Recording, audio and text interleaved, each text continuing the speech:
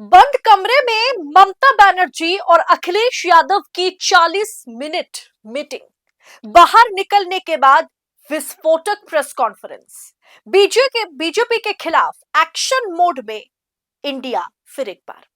दोस्तों, बताऊंगी क्या है पूरी खबर, तो आखिर तक वीडियो में बने रहे। नमस्कार, मैं हूं आपके साथ अदिति और आप 4 PM न्यूज नेटवर्क देख रहे हैं। दोस्तों, पश्चिम बंगाल का चुनाव होने में महज 2 महीने का वक्त बचा है।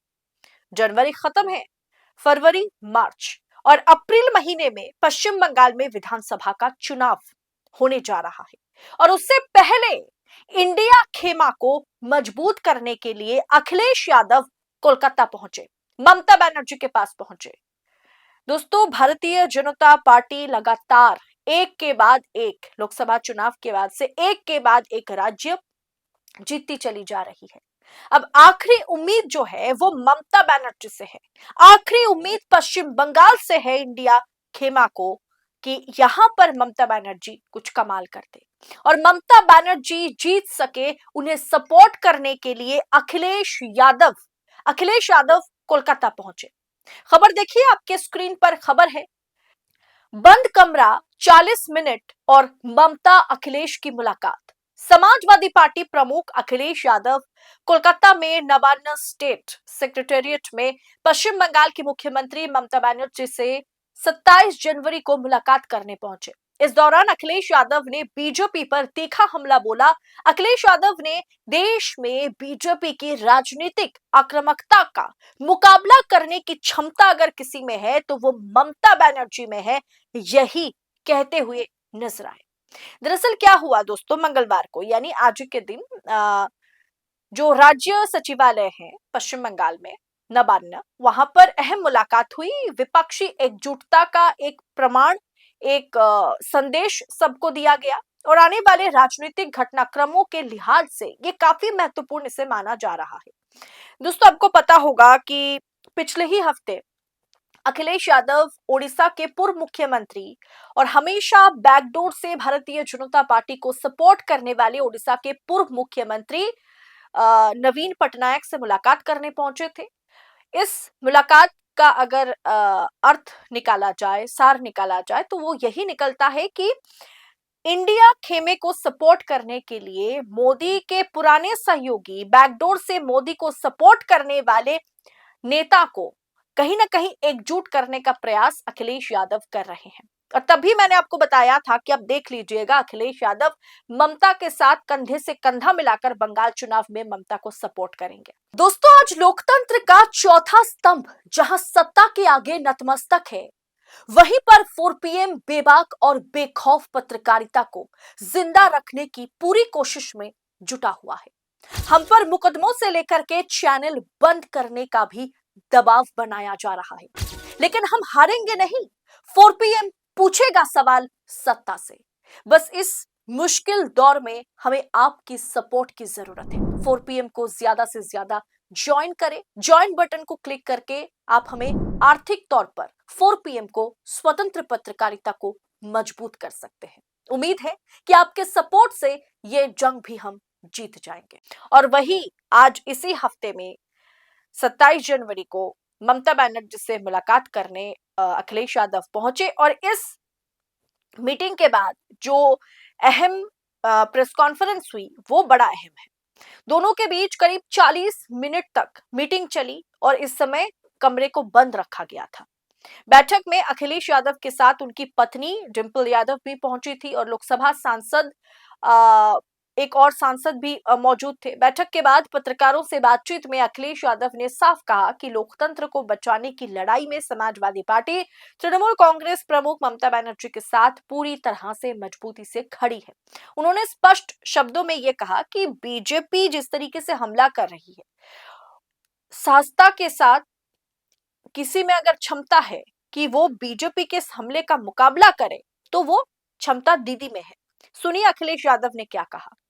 दीदी का धन्यवाद दूंगा और मैं एक चीज जो देख सकता हूं, पूरे देश में अगर भारतीय जनता पार्टी से कोई मुकाबला कर रहा है तो यहाँ की मुख्यमंत्री आदरणीय ममता बनर्जी जी मुकाबला कर रहे हैं। और यही मुकाबला करने से भारतीय जनता पार्टी से मुकाबला किया जा सकता है। जितना तकलीफ परेशानी ये चुनाव को लेकर के दे सकते थे, और एसआईआर सच्चाई जो एसआईआर की ये है, बिहार के लिए एसआईआर आया कि नहीं आया वो अलग बात थी, लेकिन एसआईआर जो लेकर के आए हैं ये लोग, ये लाए हैं आपके स्टेट वेस्ट बंगाल के लिए कि election commission, Bharatiya Janata party SIR के बहाने एनआरसी कर करके आम जनता को परेशान कर रहे हैं, और उनका लक्ष्य है कि ज्यादा से ज्यादा वोट यहां पर काट दें, जबकि उनकी जिम्मेदारी है वोट बढ़ाना, उनकी मदद करना, वोटर्स की मदद करना।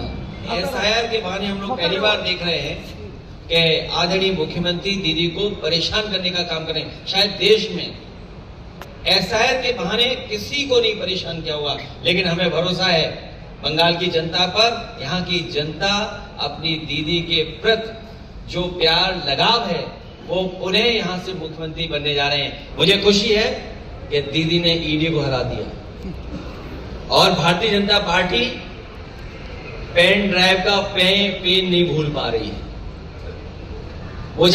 वो भारतीय जनता पार्टी ये भूल गए हैं कि यहाँ का प्रदेश दीदी के लीडरशिप में ये कल्चरल यूनिट है, पॉलिटिकल यूनिट नहीं है।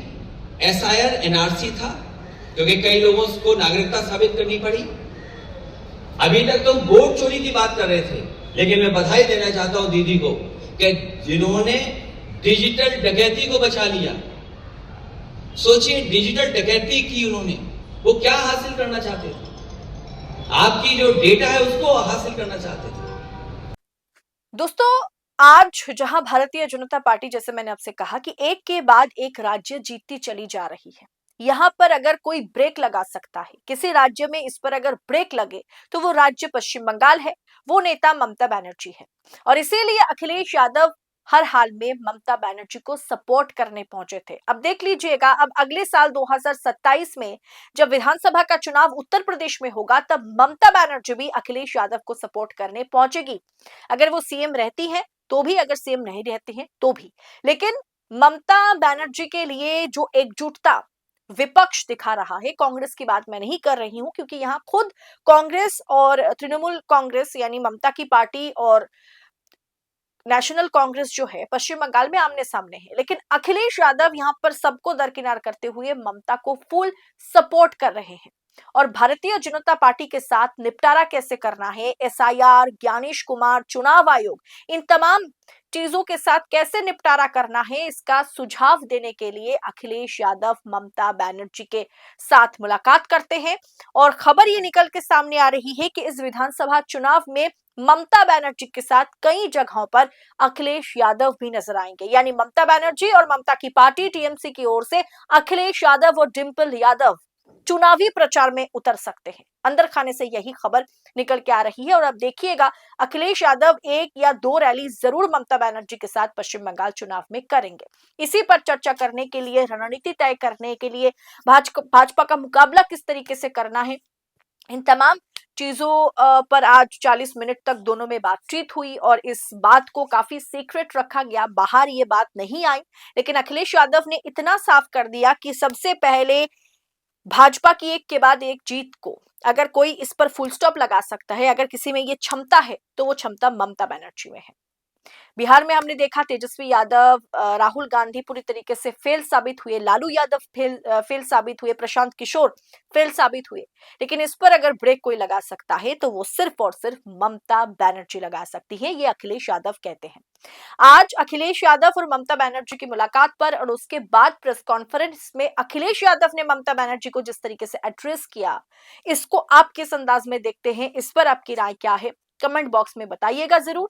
ऐसी तमाम खबरों को यूं ही पड़ताल के साथ पाने के लिए, राजनीतिक अपडेट इसी तरह से पाने के लिए 4 PM के साथ बने रहे। इस रिपोर्ट में इतना ही, जल्द होगी मुलाकात। बहुत बहुत शुक्रिया आपका। जय हिंद, जय भारत।